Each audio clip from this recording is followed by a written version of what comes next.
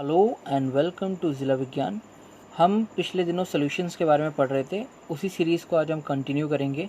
आज हम lecture number 8 cover करेंगे, जिसके अंदर हम डिप्रेशन इन फ्रीजिंग पॉइंट के बारे में बात करेंगे।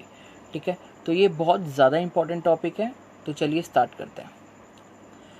हमने पिछली क्लास में बेटा कोलिगेटिव प्रॉपर्टीज़ के बारे में पढ़ा था। कोलिगेटिव प्रॉपर्टीज़ क्या होती हैं? जो आपके नेचर ऑफ सॉल्यूट पर डिपेंड करती हैं या फिर number of moles per depend करती है। ठीक है, आप ये बोल सकते हैं। तो इसके बारे में मैंने आपको पढ़ा दिया था। ये क्रिटे होती हैं आपकी 4 होती हैं, हमने ये कवर कर ली थी। Relative loading in vapour pressure, elevation in boiling point cover कर ली थी। आज हम ये थर्ड वाली कवर करेंगे, डिप्रेशन इन फ्रीजिंग पॉइंट। इसके बाद आपका ऑस्मोटिक प्रेशर, देन आपका वेंटो फैक्टर करके आपका चैप्टर ख़त्म हो जाएगा। सिर्फ 2-3 लेक्चर की बात रह गई, आपका चैप्टर ख़त्म हो जाएगा। ठीक है, चलो। तो डिप्रेशन इन फ्रीजिंग पॉइंट समझने से पहले हमें ये फ्रीजिंग पॉइंट का मतलब क्लियर होना चाहिए कि ये फ्रीजिंग पॉइंट क्या कहना चाहता है। ठीक है, तो अगर मैं बोलूँ, अगर आप नॉर्मल भाषा में बोलूँ कि फ्रीजिंग पॉइंट कब आता है, मान लीजिए आपका वाटर है, वाटर को क्या करा आपने, वाटर का टेम्परेचर कितना होता है बेटा, बॉइलिंग पॉइंट 100 होता है, और मान लीजिए आपका ये कितने पे 25 डिग्री सेल्सियस पे। तो अगर मैं बोलूँ आपको पानी को फ्रीज करना है, तो क्या करोगे आप, इसका टेम्परेचर को क्या करोगे, कम करोगे। और टेम्परेचर कम करके जब आप 0 पे ले आओगे और 0 से या फिर -1 पे चले आओगे, तो ये क्या हो जाएगा बेटा, सॉलिड बन जाएगा। ठीक है, जिसको आप आइस बोलते हो। तो फ्रीजिंग पॉइंट क्या होता है आपका, ध्यान से समझना। फ्रीजिंग पॉइंट एक ऐसा टेम्परेचर होता है जहाँ पे आपका वेपर प्रेशर किसका, लिक्विड का, और वेपर प्रेशर आपका किसका, उसी का सॉलिड स्टेट में क्या हो जाए, इक्वल।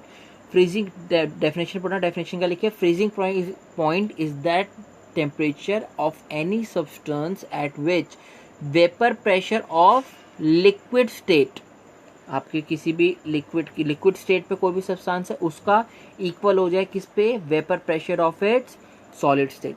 पानी का वेपर प्रेशर आपका अगर उसकी सॉलिड स्टेट से कंपेयर करें तो दोनों का जिस पॉइंट पे इक्वल हो जाएगा उसको हम क्या बोलेंगे, फ्रीजिंग पॉइंट।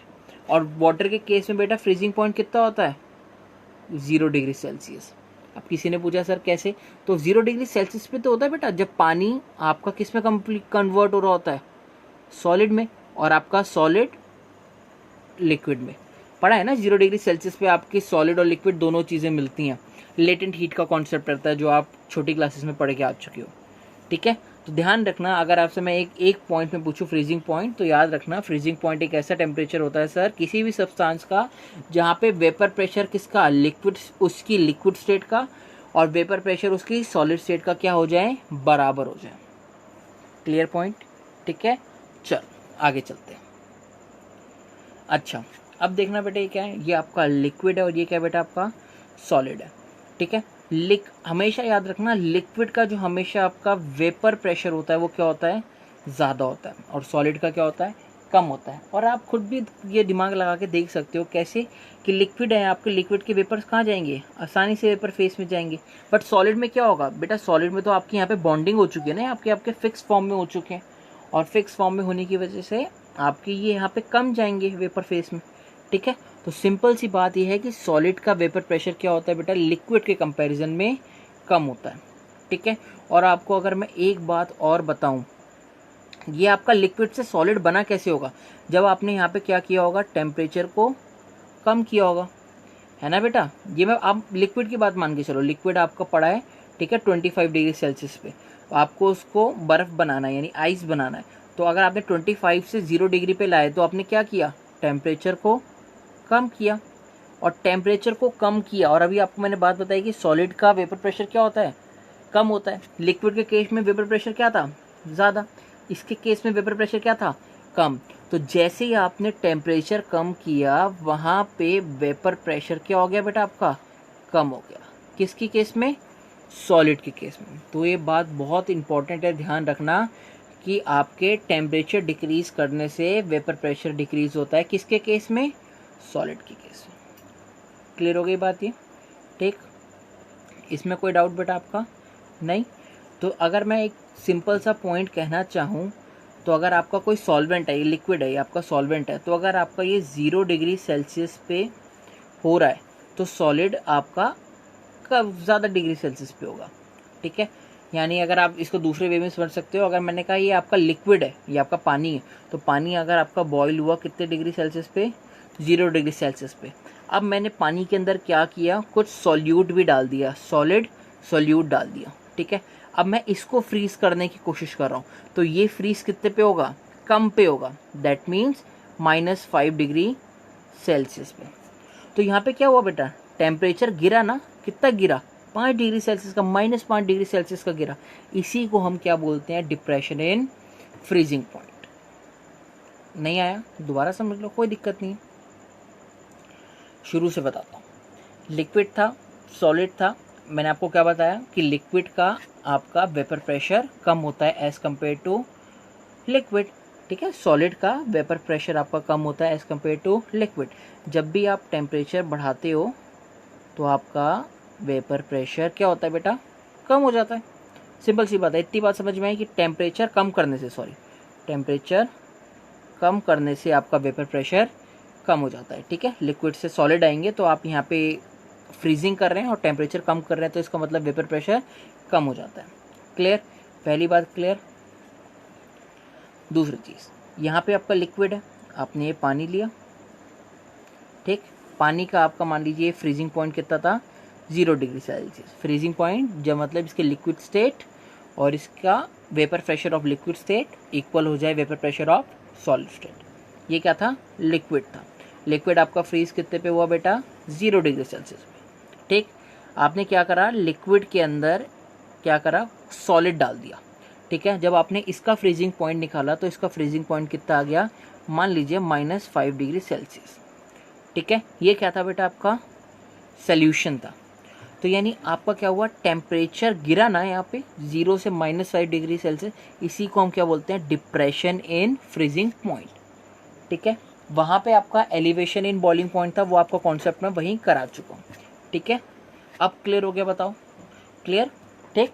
तो जो आपका सॉलिड होता है बेटा, टेम्परेचर कम होने से उसका वेपर प्रेशर कम होता है, ठीक है। और यहाँ पे मैंने पॉइंट लिखा है कि solid has lower vapour pressure as compare to its liquid. ये बात मैंने आपको एक्सप्लेन कर दी। अब बेटा जो आपको मैंने बातें समझाई है ना, इतनी सारी थ्योरेटिकल, अब इन सब बातों को मैंने एक ग्राफ पे पुट अप कर दिया है। अब ये ग्राफ को याद करना बहुत आसान है, बट आपको लॉजिक पता होना चाहिए कि आपने किस वे में आपको करा है, ठीक है। तो देखो, आपको ये वाला पॉइंट मैंने करा दिया था कि सर टेम्परेचर कम होने से वेपर प्रेशर आपका कम होता है, ठीक है। ये वाली बेटा देखो, ये वाली कर्व बनाता हूँ मैं, ये वाली कर्व जो आपने बनाई इसी से बनाते हैं। देखो ये कर्व देख रहे हो, ये किसकी है, ये सॉलिड की कर्व है। अब समझना, जैसे जैसे आपने यहाँ पे इस तरफ में जाओगे तो बेटा टेम्परेचर कम होगा, और इस तरफ जाओगे तो टेम्परेचर बढ़ेगा। अब इस वाले की बात कर रहे हैं। जैसे जैसे मैं आपका इस तरफ चला, यानी ओरिजिन की तरफ गया, तो वैसे वैसे आपका वेपर प्रेशर सॉलिड का क्या होने लगा, कम होने लगा। सॉलिड का वेपर प्रेशर कम होने लगा। ये नीचे की तरफ आ रहा है ग्राफ, क्लियर हो गया। और ये कैसे पता लगा, मैंने अभी आपको रिलेशन कराया था, टेम्परेचर कम होने से हमारा वेपर प्रेशर भी क्या होता है बेटा, कम होता है।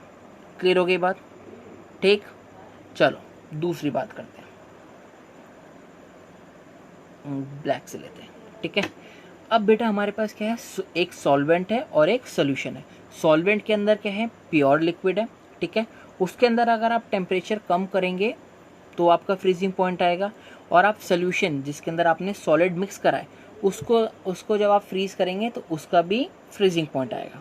लिक्विड वाले केस में मान लीजिए कितना आया आपका, 0 डिग्री सेल्सियस, और सोल्यूशन वाले केस में -5 डिग्री सेल्सियस। ये आपको मैंने बताया था, ठीक है। 0 डिग्री सेल्सियस क्यों आया था बेटा आपका, क्योंकि वो प्योर था। तो आपने यहाँ पे लिक्विड वाला आपको ऊपर करा, आपने सोल्यूशन में क्या करा, इस सोल्यूशन में आपने क्या मिक्स करा, सॉलिड मिक्स करा, और सॉलिड मिक्स करने से इसका वेपर प्रेशर क्या हो गया, कम हो गया। सॉलिड मिक्स करने से वेपर प्रेशर कम हो गया। इसीलिए रीज़न ये है कि सॉल्वेंट के नीचे मैंने सोल्यूशन वाली कर्व बनाई है। समझ में आई बात। कई बच्चे पूछते हैं कि सर आपने सोल्यूशन वाली कर्व नीचे क्यों बनाई, आप ये भी रीज़न बताओ, काफ़ी टीचर बता नहीं पाते। तो बेटा इसीलिए बनाई क्योंकि सोल्यूशन के अंदर मैंने सॉलिड को ऐड करा, और सॉलिड को ऐड करने से उसने उसका वेपर प्रेशर कम कर दिया, और वेपर प्रेशर कम हो गया तो सॉलिड ऐड हुआ किसमें, सोल्यूशन में, और वेपर प्रेशर कम हो गया। सॉल्वेंट में तो कोई ऐड नहीं हुआ, इसलिए मैंने ऊपर कर्व किसकी बनाई है, सॉल्वेंट की बनाई है।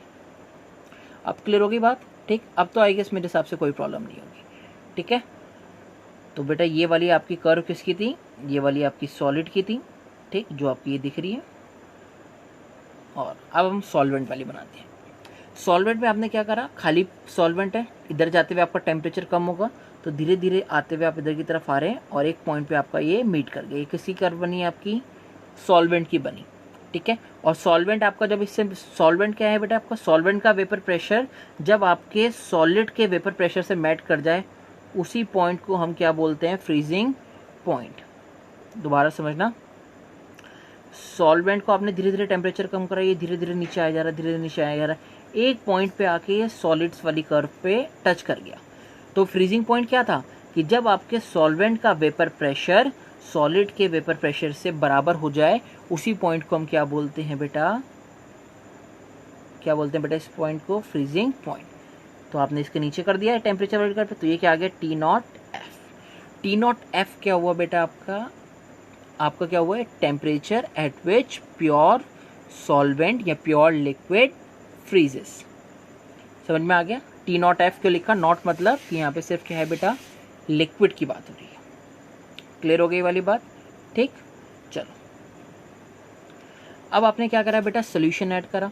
सोल्यूशन के अंदर क्या था, सॉलिड था, जिससे इसका वेपर प्रेशर कम हो गया। धीरे धीरे आपने क्या करा, इसका भी टेम्परेचर कम करा, टेम्परेचर कम करा, ये नीचे आता रहा, नीचे आता रहा, नीचे आता रहा, और ये सॉलिड वाली कर्व को इस पे मीट करा, यानी इस वाले पॉइंट पे, इसको मैं डार्क कर रहा हूँ, इस वाले पॉइंट पे मीट करा। तो यानी सॉलिड ये रहा और सोल्यूशन ये रहा।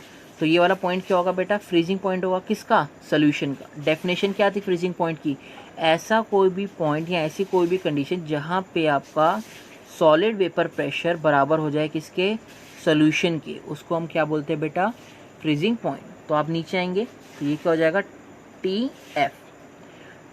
अभी मैंने आपको कंडीशन बताई थी कि लिक्विड का आपका कितना था, मान लीजिए 0 डिग्री सेल्सियस, और इसका कितना था, -5 डिग्री सेल्सियस। तो टी नॉट एफ कितना हो गया, मान लीजिए 0 हो गया, और ये कितना हो गया, -5 हो गया। समझ में आया, 0 -5 हमने क्यों लिखा, -5 पहले और 0 कैसे, ठीक है, क्लियर हो गया। यही बेटा कॉन्सेप्ट है आपके इस ग्राफ को समझने का। अगर अभी भी कोई ग्राफ में दिक्कत रह गई है तो आप वीडियो को पीछे जाके देखिए, आप क्लियरली समझ जाएंगे, ठीक है। तो अगर मैं एक बार दोबारा सम अप करूं तो ये आपकी सोल्यूशन, ये आपकी सॉलिड वाली कर्व थी, ये वाली बेटा आपकी सॉल्वेंट की थी, और ये वाली सोल्यूशन की थी। जब आपका सॉल्वेंट आप धीरे धीरे नीचे आते रह गए, इस वाले पॉइंट पे मिला, तो यहाँ पे आपने नीचे जो देखा वो क्या था, T not F, that is freezing point of pure liquid या प्योर सब्सटेंस, ठीक है। और इस पॉइंट पे हुआ क्या है आपका, जिसको मैं डार्क कर रहा हूँ अभी, इस पॉइंट पे क्या हुआ है कि जब आपका सॉलिड का वेपर प्रेशर लिक्विड के वेपर प्रेशर से बराबर हो गया, उस पॉइंट को हमने क्या बोला, फ्रीजिंग पॉइंट, ठीक है। ये नीचे वाली किसकी थी बेटा, ये आई आपकी सोल्यूशन की आई, धीरे धीरे टेम्परेचर कम किया, ये आपके इससे मिल गई, और इस पॉइंट को क्या बोला, फ्रीजिंग पॉइंट। फ्रीजिंग पॉइंट किसका, आपका सॉल्वेंट, सॉल्यूशन का, ठीक है बेटा। समझ में आ गई ये सारी चीज़, आई होप क्लियर हो गया होगा, अब इसके अंदर कोई डाउट नहीं बचा होगा। और अगर मैं पूछूं यहाँ डिप्रेशन का हुआ, तो इन दोनों के बीच के गैप में हुआ ना, पहले आपका कितना हो रहा था, 0 डिग्री पे फ्रीज हो रहा था, अब कितने पे हो रहा है, -5 पे, यानी आपका यहाँ पे क्या हुआ, डिप्रेशन आया ना टेम्परेचर में, ठीक। इसी को हम क्या बोलते हैं, delta T F. Delta T F means depression in freezing point. Clear बेटा, चलो आगे चलते हैं। यही वही ग्राफ है, ये आपकी सॉल्वेंट वाली कर्व है, देखो ये आपकी सॉल्वेंट वाली कर्व है, यहाँ से सॉल्वेंट वाली कर्व आई, ये आपकी सॉलिड सॉल्वेंट से मीट करी, तो इस वाले पॉइंट पे क्या हो गया आपका, जब आपका सॉलिड का वेपर प्रेशर और सॉल्वेंट का वेपर प्रेशर बराबर हो गया, तो इस वाले पॉइंट को आप जब नीचे गए तो ये क्या हो गया, टी एफ हो गया, टी नॉट एफ हो गया। टी नॉट एफ मतलब आपका फ्रीजिंग पॉइंट किसका, प्योर सॉल्वेंट का, ठीक है। और आप जब इस वाले पे नीचे आए, दूसरे वाली कर्व पे आए, ये सोल्यूशन वाली कर्व है, धीरे धीरे टेम्परेचर कम कर रहे हो, ये आपका इस साइड आते जा रहा है, और इस वाले पॉइंट पे जब आप आके मिले, तो इस पे क्या हुआ कि आपका vapour pressure of solution equals to vapour pressure of solid, ठीक है। और जब आप नीचे गए तो ये क्या हो गया, टी एफ हो गया। टी एफ मतलब फ्रीजिंग पॉइंट ऑफ सोल्यूशन, और इन दोनों के बीच के डिफरेंस को क्या बोला, टी डेल्टा एफ, और यही क्या था, depression in freezing point. Clear, ये वही पीछे वाला ग्राफ है, उसी को मैंने आपको एक्सप्लेन करा। ये ग्राफ बहुत इंपॉर्टेंट है, बच्चों को नहीं समझ में आता, आई होप आपको क्लियर हो गया होगा। चलो आगे चलते हैं। तो अभी डी डेल्टा टी एफ क्या था बेटा आपका, डिप्रेशन इन फ्रीजिंग पॉइंट, मैंने अभी आपको समझाया। यहाँ पे हमने आगे क्या लिखा, T not F minus T F. T not F कितना था बेटा, आप अब देखना, अगर मैं किससे पूछूं 0 और -5 डिग्री सेल्सियस में क्या बड़ा होगा आपका, 0 बड़ा होगा। पता है ना 0 कैसे बड़ा होगा, है ना। 0 और -5 में अगर डिफरेंस नहीं पता तो बेटा आप मैथमेटिक्स जाके पढ़ो। तो 0 और -5 में बड़ा क्या होगा बेटा आपका, 0 बड़ा होगा। तो 0 को हम क्या लिख दिया, हमने आगे लिख दिया नहीं, T not F. T not F मतलब freezing point of solvent minus T F. तो बेटा यही आपकी क्या बनी, इक्वेशन बनी डिप्रेशन इन फ्रीजिंग पॉइंट की, delta T F equals to T not F minus T F. समझ में आ गया। बॉइलिंग पॉइंट में बेटा आपका उल्टा था, जब एलिवेशन इन बॉइलिंग पॉइंट पड़ा था वहाँ आपका T B minus T naught B था। दोनों में डिफरेंस आपको क्लियर होना चाहिए, ठीक है। फिर हमने बात करी डेल्टा टी एफ किस पे डिपेंड करता है बेटा, आपके सॉल्यूट पे डिपेंड करता है। और सॉल्यूट वाली क्वांटिटी कैसे लेनी है हमें, टेम्परेचर इंडिपेंडेंट। तो यहाँ पे हम किसकी बात करते हैं, मोलैलिटी की बात करते हैं, जैसे हमने उस केस में बात की थी पीछे वाले में। तो T delta F directly proportional to molality, यानी टी डेल्टा एफ बोलूँ तो मैं, depression in freezing point is directly proportional to molality. Molality क्यों यूज़ करी, because it is a temperature independent quantity. जब भी आप प्रोपोर्शनलिटी का साइन हटाते हैं तो यहाँ पे क्या आता है, कांस्टेंट। तो यहाँ पे कांस्टेंट क्या आया बेटा, के एफ आया। और के एफ को हम क्या बोलते हैं, molar depression constant. Molar depression constant. अगर मैं पूछूं केबी को क्या बोला था हमने, वहाँ पे केबी को हमने बोला था मोलार एलिवेशन कांस्टेंट, क्योंकि वहाँ बॉइलिंग पॉइंट में एलिवेशन की बात हो रही थी, यहाँ पे फ्रीजिंग पॉइंट में डिप्रेशन की बात हो रही है। क्लियर हो गया बेटा, ठीक। मोलैरिटी आपका, आपने फॉर्मूला मैंने आपको पढ़ाया हुआ है, वही फॉर्मूला आपने लगाया तो आपका क्या आ गया, सोल्यूट अपॉन मोलर मास, और यहाँ पे केजी ऑफ सोल्यूट, ठीक है। Given mass upon molar mass into में आपका वेट ऑफ सोल्यूट केजी में, और केजी से वो करना हो, केजी से ग्राम में करना हो तो ऊपर 1000 से मल्टीप्लाई कर दो, ठीक है। क्लियर हो गया, आई होप ये बहुत ईजी होगा। आगे चलते हैं। ये आपका था, ये देखो इसको मैंने यहाँ पे, आपका ये केजी के अंदर है और नीचे वाला किसमें, आपका ग्राम में, ठीक है। फॉर्मूला देख लो, फॉर्मूला बहुत इंपॉर्टेंट है, आपके इसके ऊपर न्यूमेरिकल्स बहुत आते हैं, एनसीईआरटी में भर के न्यूमेरिकल्स दिए हुए इस पर, ठीक है। आगे चलते हैं, ये वाला फॉर्मूला मैंने आपको बता दिया। अच्छा, बात करते हैं units of K F. K F क्या था बेटा आपका, molar depression constant. K F निकालने के लिए क्या होगा, delta T F upon M कर दिया। टी एफ क्या है, डेल्टा टी एफ क्या है बेटा, टेम्परेचर है, तो इसकी यूनिट क्या मान सकते हैं, यूनिट होती क्या है, डिग्री सेल्सियस या फिर केल्विन होती है। तो इसकी मैंने डिग्री सेल्सियस मान ली, और मोलैरिटी की क्या होती है, मोलाल या फिर केजी पर मोल पर केजी, ठीक है। तो आप यहाँ फिर आप डिग्री सेल्सियस अपॉन मोलाल याद कर सकते हैं, या फिर क्या कर सकते हैं, इसकी आपने यूनिट क्या लिख दी, केजी लिख दी, और इसकी आपने यूनिट क्या होती है, केजी मोल पर केजी, तो मोल नीचे रह गया और केजी ऊपर चला गया, ठीक है। दोनों में से कोई भी आप यूनिट याद रख सकते हैं, ठीक है। आप कैसे एग्जाम में पहचानेंगे कि आपको के बी दिया है कि के एफ दिया है, तो आप यूनिट से देख के पहचान सकते हैं। यूनिट से आप आराम से देख के पहचान सकते हैं कि के बी क्या है और के एफ क्या है, ठीक है। हालांकि दोनों की यूनिट में कोई डिफरेंस नहीं है, बट आपको पढ़ना पड़ेगा लैंग्वेज में। अच्छा, बहुत पहले आपका एक क्वेश्चन आया था और बहुत ज़्यादा आता है कि भैया के एफ की वैल्यू ज़्यादा होती है कि के बी की वैल्यू ज़्यादा होती है, यानी अगर मैं बोलूँ डिप्रेशन इन फ्रीजिंग पॉइंट ज़्यादा होता है या एलिवेशन इन बॉइलिंग पॉइंट ज़्यादा होता है। तो अगर मैं बेटा बोलूँ तो आपका जो डिप्रेशन इन फ्रीजिंग पॉइंट की जो आपकी कांस्टेंट है ना, depression in freezing point constant आपका मोलाल डिप्रेशन कांस्टेंट भी जिसको बोलते हैं, तो मोलाल डिप्रेशन कांस्टेंट की वैल्यू आपकी हमेशा ज़्यादा होती है as compare to molal depression constant.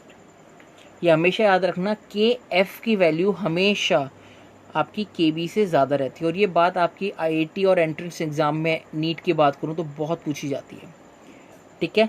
Example आपको मैं प्रूफ करा के बता सकता हूँ कि जो आपकी के बी की वैल्यू होती है, एक सेकंड बेटा, जो आप के बी की वैल्यू होती है ना बेटा आपकी, वो 1.08 होती है और इसकी वैल्यू 0.52 होती है। आपको देखने में ये वैल्यूज आपको लग रही होगी कि के बी की ज़्यादा है, बट एक्चुअल में के एफ आपका ज़्यादा होता है, ठीक है। चलो आगे चलते हैं।